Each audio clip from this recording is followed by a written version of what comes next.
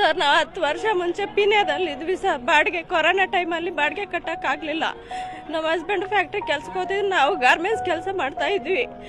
ಕೆಲ್ಸಕ್ಕೆ ಹೋಗಕ್ಕಾಗ್ತಿಲ್ಲ ಅಂತ ಹೇಳ್ಬಿಟ್ಟು ನಮ್ಮ ಅಮ್ಮವ್ರು ಇಲ್ಲ 6,000 ಯಾರೋ ಟೈಲರ್ ಅಂತ ಮಾರಿದ್ರು. ನಮಗೆ 6 ಲಕ್ಷಕ್ಕೆ ಮಾರಿದ್ರು. 6 ಲಕ್ಷಕ್ಕೆ ಕೊಟ್ಬಿಟ್ಟು ಸಾಲ ಎಲ್ಲ ಬಡ್ಡಿ ಎಲ್ಲ ಮಾಡಿ ತಗೊಂಡು 1-3 ವರ್ಷ ಬಿಟ್ಕೊಂಡು ಕೊರೋನಾ ಟೈಮಲ್ಲಿ ಬಾಡಿಗೆ ಕಟ್ಟಕ್ಕಾಗಿಲ್ಲ ಸರ್. ಇಲ್ಲಿ ಬಂದ್ಬಿಟ್ವಿ ನಾವು.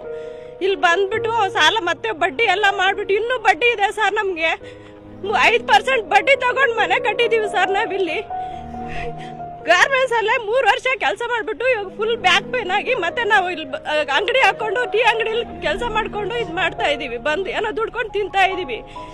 ಇನ್ನು ಬಡ್ಡಿನೇ ತೀರ್ಲಿಲ್ಲ ಸರ್. ನಮ್ಗೆ ಸಾಲನೇ ತೀರ್ಲಿಲ್ಲ.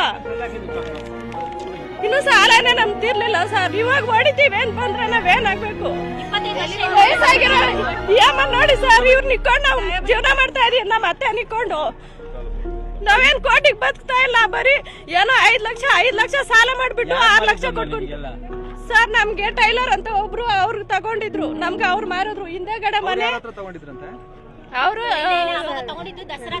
ಇಲ್ಲ ಸರ್. ನಮ್ಮ ಹತ್ರ ಪತ್ರ ಇದೆ ಸರ್. 3 ಜನದ್ದು ಚೇಂಜ್ ಆಗಿರೋದೆಲ್ಲ ನಮ್ಮ ಹತ್ರ ರಿಜಿಸ್ಟ್ರೇಷನ್ ಪತ್ರ ಇದೆ ಸರ್. ನಮ್ಮ ಹತ್ರ ಹೊಡೆಯೋದಕ್ಕಿಂತ ಮುಂಚೆ ಯಾರು ಅಧಿಕಾರಿಗಳು ಬಂದು ನಮ್ಗೆ